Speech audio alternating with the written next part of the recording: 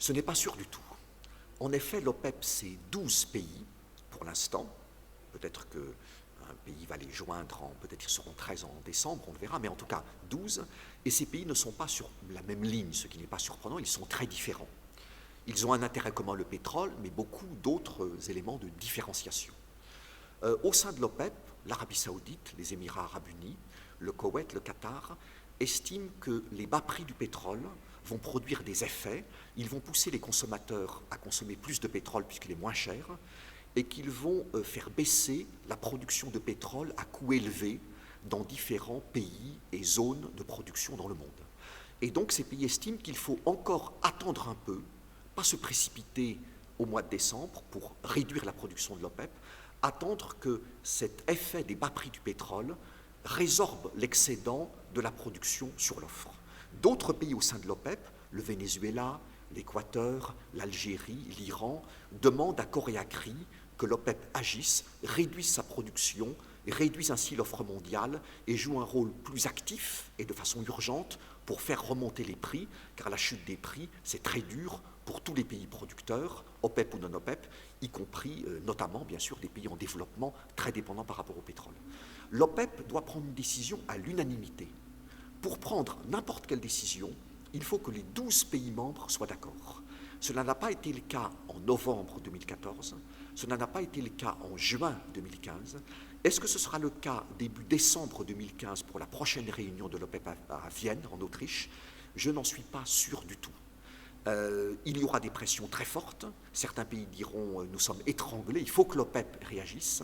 Je ne suis pas sûr que l'Arabie saoudite, le Qatar, les Émirats arabes unis et le Koweït disent il faut céder maintenant. Et donc je pense que peut-être qu'en décembre, à nouveau, il n'y aura pas de décision au sein de l'OPEP, mais l'OPEP peut nous surprendre. Il faut évidemment suivre ce qui va se passer entre maintenant et le début du mois de décembre. Avec une chute des prix du pétrole de l'ordre de 50 à 60% depuis l'été 2014, tous les pays sont perdants. Parce que tous ces pays, OPEP ou non OPEP, producteurs et exportateurs de pétrole, voient leurs recettes d'exportation chuter, voient leurs recettes budgétaires chuter et subissent un impact négatif sur leur croissance économique, étant donné qu'ils sont tous très dépendants par rapport au pétrole ou au gaz, ou les deux, selon ces pays. Mais certains perdent moins que d'autres. Certains perdent moins que d'autres parce qu'ils ont des coûts de production plus bas, donc ils conservent quand même des marges, même lorsque le prix du pétrole baisse, parce qu'ils ont accumulé des réserves financières très importantes sur le plan budgétaire, qui leur permet de tenir pendant quelques ou plusieurs années et de faire le gros dos pendant cette période très difficile de bas prix du pétrole. C'est le cas de l'Arabie saoudite, du Koweït, des Émirats arabes unis, du Qatar. Ce n'est pas le cas du Venezuela ou de l'Équateur ou de l'Irak ou du Nigeria, pour prendre plusieurs pays membres de l'OPEP. Donc oui, il y a des différences, et l'une des différences essentielles, c'est leur capacité de résistance ou de résilience face à la chute des prix du pétrole. Celle-ci s'explique par plusieurs facteurs, mais l'un des facteurs dominants, c'est est-ce que ce pays a accumulé ou pas des réserves financières pendant les années au cours desquelles les prix du pétrole étaient élevés, entre 100 et 110 dollars par baril, entre le début 2011 et la fin du premier semestre 2014. Certains ont de grosses réserves et peuvent tenir, certains en ont beaucoup moins, certains n'en ont quasiment pas du tout, comme le Venezuela, et sont littéralement étranglés par la chute des prix depuis l'été 2014. Donc oui, il y a des dynamiques différentes, des intérêts différents et des situations objectives en termes de capacité de résistance et de résilience très différentes. Depuis la signature de l'accord du 14 juillet 2015 sur le programme nucléaire de l'Iran, Téhéran s'attend à bénéficier de la levée des sanctions qui frappent son économie quelque part en 2016, fin du premier trimestre, fin du deuxième trimestre, on ne sait pas exactement, peut-être, disons, premier semestre 2016, quelque chose comme ça. L'Iran a déjà annoncé des plans ambitieux. Il veut revenir par la grande porte sur le marché pétrolier et sur le marché gazier mondial, puisque c'est un pays qui a un potentiel pétrolier et gazier extrêmement important en termes de production et d'exportation. Donc l'Iran organise à la mi-décembre 2015 à Londres une grande réunion, une grande conférence où il invite tout le Gotha pétrolier mondial pour leur dire aux compagnies pétrolières, notamment occidentales, nous voulons que vous veniez ou que vous reveniez en Iran Nous avons beaucoup de projets intéressants à vous offrir. Nous allons vous présenter un nouveau modèle de contrat pétrolier qui sera plus intéressant économiquement que ceux que nous avons proposés par le passé.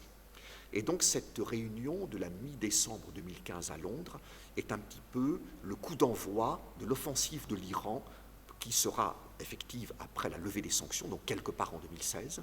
L'Iran veut, dès 2016, augmenter sa production pétrolière, ses exportations pétrolières, sa production gazière et un peu plus tard ses exportations gazières. L'Iran a le potentiel pour le faire. Il a besoin pour cela de la coopération technique notamment, technique et financière et managériale des grandes compagnies pétrolières occidentales. Et beaucoup de choses vont se jouer sur ce que l'Iran va annoncer à la mi-décembre, le nouveau modèle de contrat pétrolier. Les compagnies pétrolières sont toutes désireuses d'aller travailler en Iran, puisqu'il y a énormément de pétrole et de gaz dans ce pays. Donc le potentiel est énorme, le risque politique est faible. Le troisième critère clé d'investissement, c'est l'attractivité économique. Et cela dépend des contrats pétroliers que l'Iran va offrir aux compagnies pétrolières, et l'Iran va les dévoiler à la mi-décembre.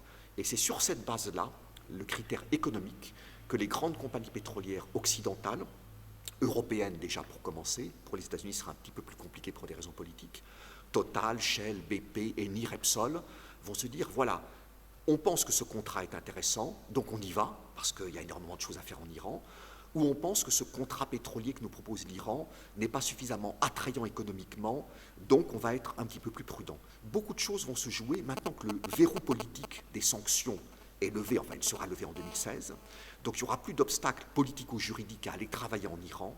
La grande question, ce sera quelle attractivité économique pour des acteurs pétroliers privés qui ne vont pas simplement produire du pétrole pour le plaisir de produire du pétrole, mais parce que cela rapporte de l'argent et que cela rapporte beaucoup d'argent. Dans un contexte de prix du pétrole bas, donc il faudra que l'Iran propose des conditions concurrentielles par rapport à d'autres pays producteurs sur le plan économique. Les compagnies pétrolières sont à un niveau mondial, elles peuvent aller en Iran ou en Irak ou au Venezuela ou en Russie ou aux États-Unis ou au Canada. Elles choisissent entre ces différents pays sur la base de leur potentiel énergétique, du risque politique et de l'attractivité économique. Donc l'Iran sait qu'il devra passer ce test clé de l'attractivité économique. S'il passe ce test en décembre, alors on verra dès 2016 plusieurs grandes compagnies pétrolières aller ou retourner en Iran.